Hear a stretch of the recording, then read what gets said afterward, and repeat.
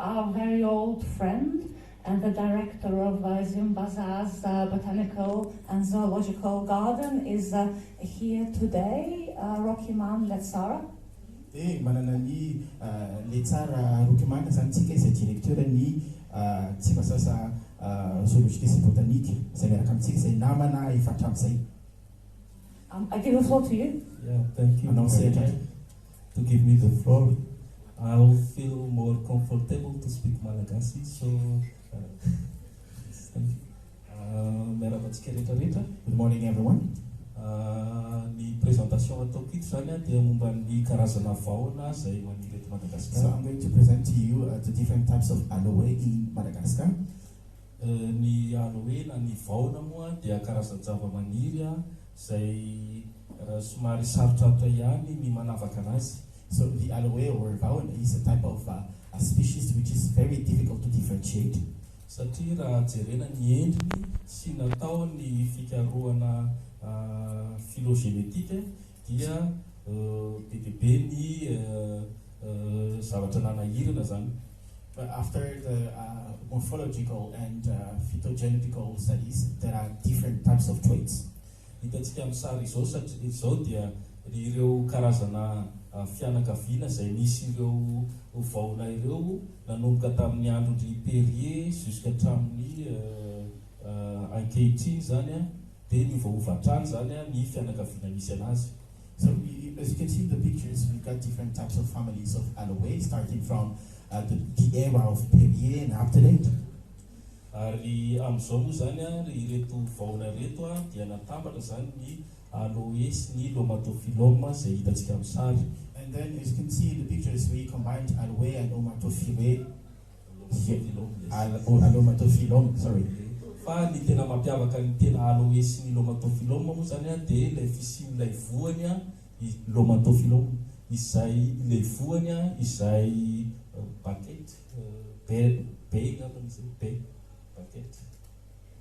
The difference between lomatophyllae and aloes, the fruit, the baked fruit. Raha ny tena aloe moa zany dia misy an'ilay voany izay fruit sec paysan.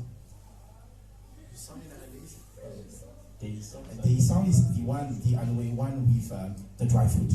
I'm going to interrupt for 1 second because I didn't finish my suggestion. Maybe during the talk, the speaker can switch between languages.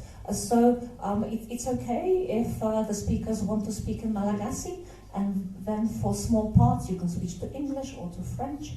And I think you and our colleagues will translate to the other necessary language.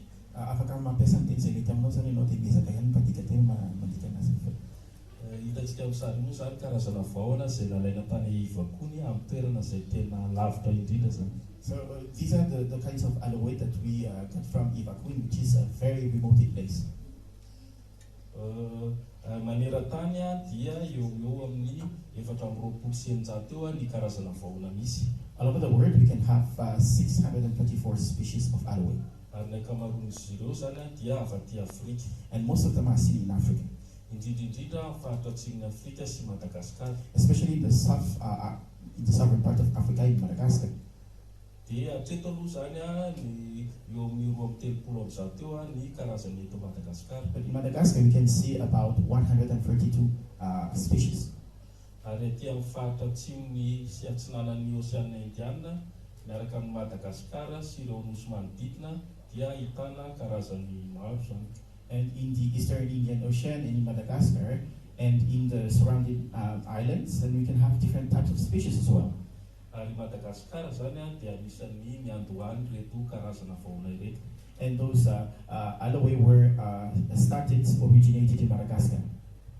Hitantsika amin'ny sary ohatra zany zao ny analavelona isis izay nalaina tany amin'ny alamantony analavelona Sakara. And we can find the species of Aloe isis, which was found in Sakara, in Aloe.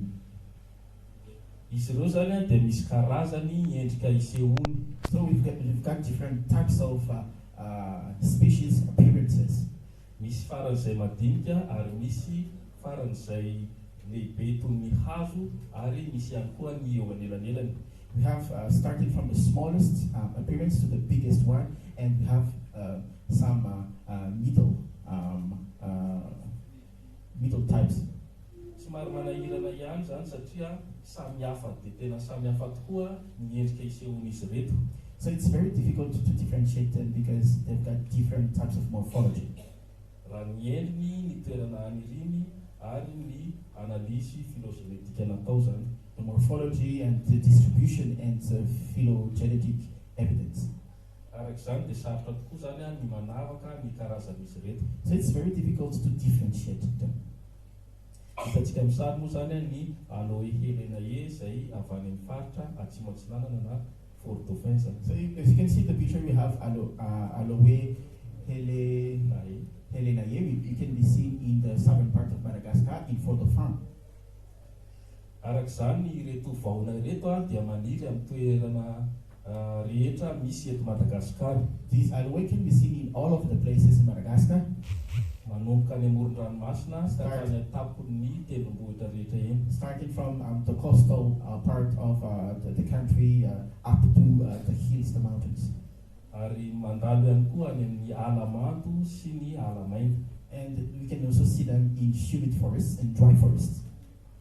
Indrisy anefa fa ireto karazan-java-maniry reto zany dia tandindondoza izy ireo. Unfortunately, those species are threatened by different factors. Anisan'ny mitana laharana amin'izany ny afo. The number one factor is fire. Eo ihany koa ny fihitaran'ny fambolena and the expansion of agriculture sy ny fihitaran'ny industria and the industrial expansion. Toy ny zava-mananaina rehetra dia mety marary ihany koa izy ireo. And like all living things, they can also fall ill. Ary ny tena zava-doza dia ny fakanan'izy ireo any anatin'ny natiora. And the most threatening things is the overexploitation of those in the forest. Araky ny hitantsika amin'ny sary zao ohatra zao io ambony manana felana mavomavo io ny antsoina hoe Aloe capitata variété angavoana.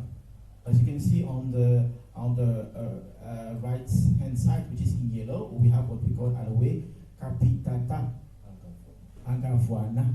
Angavoana dia tsy hita eto ambonin'ny tany raha tsy any Talatanangavo izay manodidina ny akaiky ny Ankasobe. Talatanangavo, which is not far from Ankasobe, is the only places where you can find it all over the world. Eo ambaniny eo dia misy ny antsoina hoe Aloe geometrie. We have also Aloe geometrie, which is just below it, izay tsy hita raha tsy any akaikina Ambilobe ihany eto ambonin'ny tany. which can only be seen in Ambilobe all over the world. Eo amin'ny akavia eo ihany koa dia misy ny antsoina hoe Aloe sipolinicola. We also have Aloe sipolinicola. Sipolinicola zany avy amin'ny hoe sipolin zany hoe maniry eo ambonin'ny toerana misy marbre. So this is from Cipollin, which can be seen on marbles.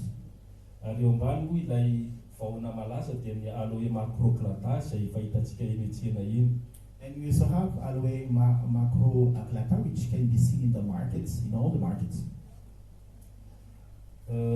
Alain'ny olona izy ireo no ny inona no ny antony zany ankoatran'ny efa hitantsika teo dia ny fanaovana anazy ny fanaingonan'ny tanàna fa eo ihany koa ny fampiasaina anazy amin'ny lafiny hafa. So people collect those Aloe for different reasons, like the ornamentation of their places, but we can also use it for different reasons. Araky ny hitantsika eto dia manana toetra izay ampiasaina amin'ny fitsaboana izy io. So as you can see, this has some traits used in the medical domain. Gamba no ataoko amin'ny teny anglisy hoe antiviral, antibacterial, anti-inflammatory. This is anti-viral, anti-inflammatory, and antimicrobial, as you can see in English. Ampiasaina ihany koa izy io fanampina sakafo reto vahona ireto. So we also use it as a dietary supplement.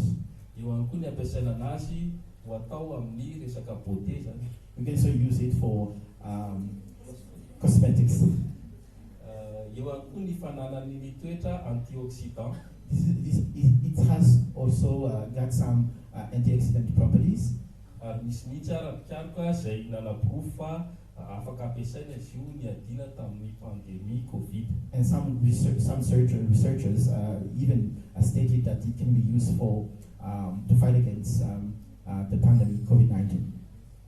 Arak'izany ireto vahona reto zany dia karazan-java-maniry hita eny rehetrarehetra eny. So this aloe can be seen all over the places. Izy ireo dia anisan'ireo karazan-java-maniry antsoina hoe succulent. These are classified into the succulent species. Ary anisan'ireo karazan-java-maniry izay tsy azo tsinotsiniavina any amin'ny ekosistema. And we cannot neglect them within the ecosystem. So thank you. Mitatsika misary io zany le muricata mihinana aloe maloto sisy. So these are lemuricata eating aloe imolotensis. Maloto sisy dia karazana vahona hita any Salo. So this is a species, this is a kind of aloe we can find in Isalo. Matetika moa zany rehefa mitentsika hoe vahona dia mangidy zay ny eritreritrintsika. Most of the time when we think of aloe, we think of something bitter. Kanefa nandramana ihany koa ireo fleur hoan'ny maky ireo fa tsy nangidy. But we tried to taste them and they are not bitter. Ary hatreto aloha dia mbola tsy nisy mihitsy teto Madagasikara vahona nahafaty. And there is no dangerous aloe existing in Madagascar up to date. So thank you.